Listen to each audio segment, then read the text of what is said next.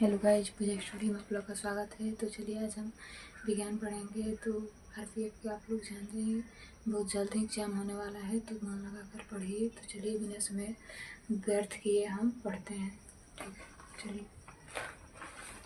करें कि वायु में ध्वनि की चाल कितनी होती है, तो 322 मीटर से होती है। करें जल में ध्वनि की चाल कितनी होती है, तो 1483 मीटर से होती है। ठीक, लोहे में ध्वनि की चाल कितनी होती है, तो 5130 मीटर से होती है। ठीक, करें ध्वनि की ऊर्जा को, करें ध्वनि ऊर्जा को विद्युत ऊर्जा में परिवर्तित करने वाला यांत्रिक कहलाता है माइक्रोफोन। कह रहे कि ध्वनि ऊर्जा को विद्युत ऊर्जा में, कह रहे ध्वनि ऊर्जा को विद्युत ऊर्जा में परिवर्तित करने वाला यंत्र क्या कहलाता है, तो माइक्रोफोन कहलाता है। माइक्रोफोन कहलाता है। ठीक, कह रहे कि पानी के अंदर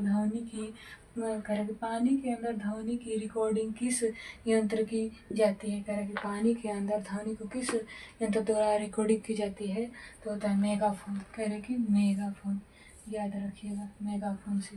ठीक, उसी प्रकार ध्वनि को किस यंत्र से रिकॉर्ड किया जाता है, ध्वनि को किस यंत्र से रिकॉर्ड किया जाता है, ध्वनि को किस यंत्र से रिकॉर्ड किया जाता है, तो इससे किया जाता है टेप रिकॉर्डर से। करेक्ट, टेप रिकॉर्डर से, याद रखिएगा, टेप रिकॉर्डर से। ठीक, कान पर सुनी गई, करेक्ट, कान पर सुनी गई ध्वनि की तीव्रता कितनी होती है। करेक्ट, कान पर सुनी गई तीव्रता कितनी होती है, तो 1/10 सेंटीमीटर होता है। उसी प्रकार कह रहे हैं कि 0 सेल्सियस पर शुष्क वायु में ध्वनि की चाल कितनी होती है। कह रहे हैं कि 0 सेल्सियस शुष्क वायु की ध्वनि चाल कितनी होती है, तो वो होती है 40 से 60 डेसिबल। कितनी होता है, 40 से 60 डेसिबल पूछता है, याद रखिएगा। हमारे हृदय के, कह रहा है कि हमारे हृदय के धड़कन की आवृत्ति किस प्रकार की यांत्रिक तरंगों के समान होती है, तो किस प्रकार की आवृत्ति के समान होती है, तो अश्राव्य ध्वनि होती है। ठीक, कह रहा दूध से क्रीम को अलग करने पर दूध का घनत्व क्या होता है, दूध से क्रीम को अलग करने पर क्या होता है, तो घनत्व बढ़ता है। ठीक, याद रखिए। उसी प्रकार कह रहा है कि प्रतिध्वनि, कह रहे कि प्रतिध्वनि सुनने के लिए श्रोता एवं परावर्तक सतह के बीच की दूरी होनी चाहिए, क्या होनी चाहिए, 17 मीटर होनी चाहिए। यहाँ पर लिखा है 17 मीटर होनी चाहिए। फिर कह रहे हैं कि अस्थाई तथा अस्थाई चुंबक बनाए जाते हैं। करा अस्थाई और अस्थाई चुंबक बनाए जाते हैं, तो क्रमशः नर्म लोहे तथा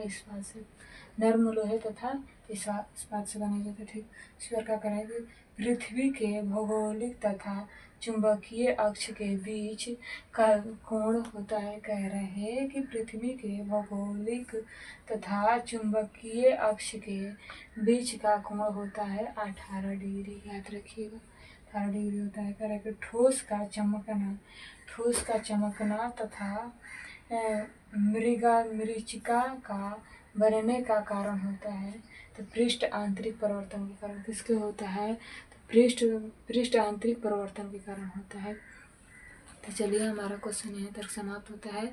अगले नेक्स्ट वीडियो में मिलते हैं। तो चलिए ये यहाँ तक याद कीजिए। चलिए।